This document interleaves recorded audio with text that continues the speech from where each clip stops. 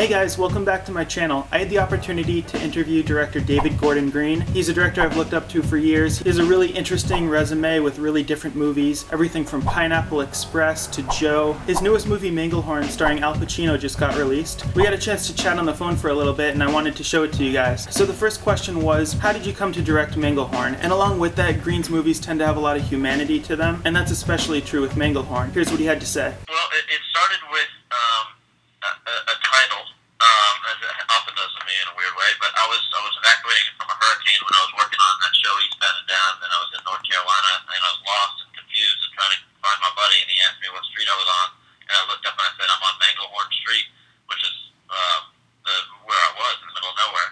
And I thought, I thought that'd be a cool name for a movie. And then I met Al Pacino the next week, and I was just talking to him and seeing this kind of strange, very small, fragile, gentle, funny side of him, and I thought, well, that's a cool guy to make a movie. It's more of the scarecrow than Scarface Pacino. So it'd be cool to make a movie with him called Manglehorn. And then went home and I was getting the locks on my house changed, and I went to this locksmith shop, and I thought I should make a movie in this locksmith shop. It looks really cool. It's a couple blocks from my house. I should make a movie with Al Pacino called Manglehorn here. And then I gave that idea to my neighbor, and he wrote the script. So a little unconventional, but it worked out really great. So I just really wanted to use it as a exploration of character, subtext, and insight into a strange man that on the surface is not very lovable, but once you start to peel back the layers, you find a little bit more of a complex and emotional human being. The next question was, how much thought goes into the visual style of your movies? Is it set in stone going into production, or is it something that develops throughout the course of shooting? Nothing is ever set in stone, but I was making a movie in a neighborhood that is significantly gentrified, and so I wanted to film in places that I knew were barely surviving, had rich history and texture, in a neighborhood that's being bulldozed and nice modern townhouses are being built.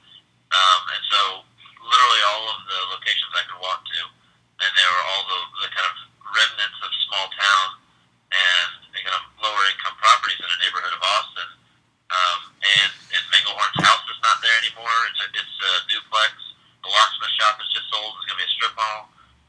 We were really, filming dying locations that I thought were beautiful and said a lot about, Austin history and characters and were a great backdrop for a story about characters that are a little bit out of time and trying to struggle to keep up with the world around them. And then every now and then in the movie we would step back and see the skyline of Austin, and literally the weirdest thing is I was like, we've been in this, like, most of where we filmed the movie is like a 10-minute walk from downtown, and yet we feel like we're in a small town. And then when we go in for the high-rise shot, literally a guy on a horse walks by, and unplanned, and I thought that's just perfect. So I asked him if he'd ride by one more time so we could film it.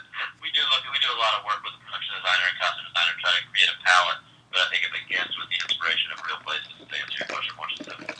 Next, Green talked about how Al Pacino drafted some of the letters in the movie. Well, yeah, because his handwriting sucks. You can't read a word of it. But it was, it was important to him that he write these letters, and he would actually, in the middle of the day at lunch, sometimes the end of the day, he'd say, "Let's go to my trailer and record. I'll read some letters." And sometimes he'd read them, he'd write them and then read them, and other times he'd just say what he's feeling and close his eyes and improvise things. And then we kind of just edited things together that I thought felt really interesting. So it's a mix between him reading things that the screenwriter wrote, reading things that he wrote, and some things that he would just improvise. Roger Ebert described David Gordon Green as being in the key of Terrence Malick. How does that comparison strike him? The Malick reference came, I think, early in my career, where I think I was making movies kind of about, I don't know, I'm not really sure why, just kind of lyrical southern dramas, and I think that he was the easiest comparison.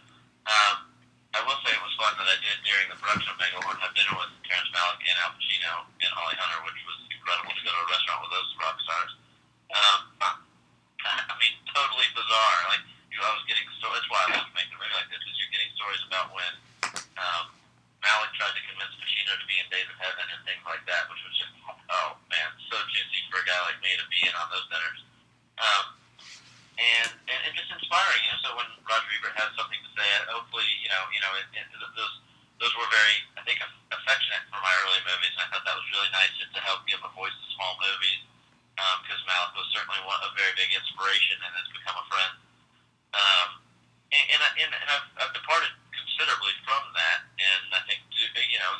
return in some ways to that, to some of the lyrical, strange, magical movie. But I really just look to a movie that strikes my interest almost like a character actor would. Like, what's something I can disappear into and a world I want to live in for a year. Sometimes it's, a movie with a crew of 15 people, like Prince Avalanche, and just wanted to get the world off my back and just like kind of relax in the woods and make a movie that literally had one location and two actors in it. Other times it's do something ambitious and comedic and big budget and blow shit up like Pineapple Express. And I'm just finishing up a movie about with Sandra Bullock for Warner Brothers about a Bolivian presidential election because I've really gotten into Latin American politics. So I just shake it up and confuse my mother as best as possible. Is there any advice or knowledge that Green took away from Al Pacino or Harmony Korine on this movie? Volumes. I was emailing with Harmony yesterday, and Al was talking to last week.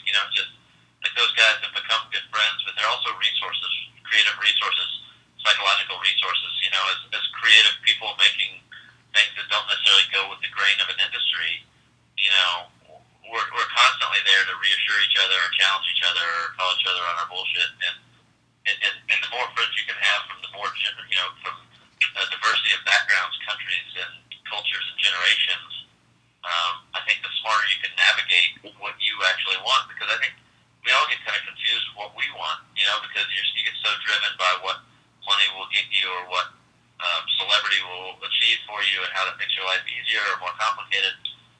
But sometimes it takes the reminder of these very strange friendships that get the pressures of a creative process that's become a massive industry. Talk a little bit about the music used. It adds a magical flair to the movie. Yeah, Explosions in the Sky and David Wingo, great musician friends of mine from Austin, Texas, that I've worked with a number of times on film scores, and I wanted to be very present and very rhythmic and add energy to a guy that he shows kind of the energy and chaos of his brain at times when I think he could be moving slow but his mind's working fast. And so we just talked about trying to make something that felt inviting and energetic and giving the movie a little juice with it. Is there an advantage for a director like Green to continuously work with people he knows and musicians he knows? Well, in a world where there's so many different departments and so many decisions to be made, my publicist came to me today with a menu for lunch, and I was just like, I've got decision fatigue. So you order what you want, and I'll eat the same thing. And that sounds kind of like a weird thing, but sometimes when you're with the collaborators you trust, you hire them because they'll do cool shit, and you're excited to hear what they'll do for it. And even if it's not what I imagine, it's going to be very interesting. And then I also know that they're wonderfully collaborative. So if I say, "Oh, what about this instead of that?" they're not super possessive. So a lot of it's personality and artistic ability, and efficiency and communication. I'm working with some geniuses on this new movie. Some like literally incredible credits and incredible skill, but they're really slow. And sometimes that can be really in a big movie you can kind of afford that, but in a little movie they got to deliver quick because everybody's on the clock and you don't have much money to spend. So in a pinch you need to have people that you can lean on, rely on to deliver the goods. And that's what I've known David Wingo since I was 7, and we met because we were the only two people by themselves at seeing The Karate Kid. And so we really grew up speaking the same language of movies and music, and I use him to help navigate some of the technical aspects that I'm not educated enough about. And then Explosions are just, they're just bursting with creative energy, and they're wonderful to collaborate with. The next question was most important and interesting to me as an editor. I wanted to know about David Gordon Green's relationship with his editor, Colin Patton. They've worked on a bunch of films together. Obviously, they have a great working relationship. And I was curious, is he really hands-on in the editing bay, or does he let his editor take the reins? I try to let him do an assembly without interfering too much. So, if I have concerns about coverage or transitions, I'll check in with him and want to see some stuff. But typically, I'll take a 2-week vacation after a movie and let him start just putting it all together. Mm-hmm. And then I sit in the editing room. And depending on the movie and what I'm juggling at the time, sometimes I try to just stay in there for half days because I think, otherwise he's just, he's a chauffeur basically at a point, So I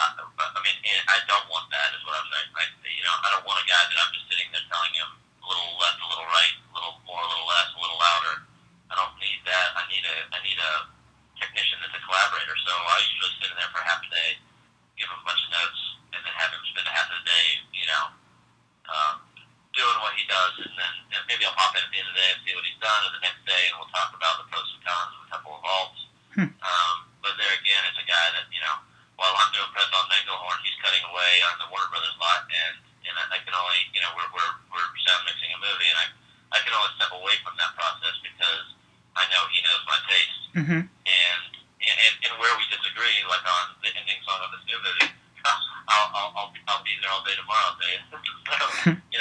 So it is nice to have those friendly collaborations, even when there's conflicts and even when you disagree a little bit, because you know that they love the movie equally as much, if not more than you do, and they're going to be there working late nights. And when it comes to crunch time, it's not just worried about your overtime, but worried about the ultimate product. So I loved talking to David. He's a down-to-earth, honest guy, great filmmaker. If you guys want to see more stuff like this, I have a Q&A here with director David Wayne and here with actress Melissa McCarthy. Thanks for watching. Click subscribe down below to see more like this, and I'll see you soon.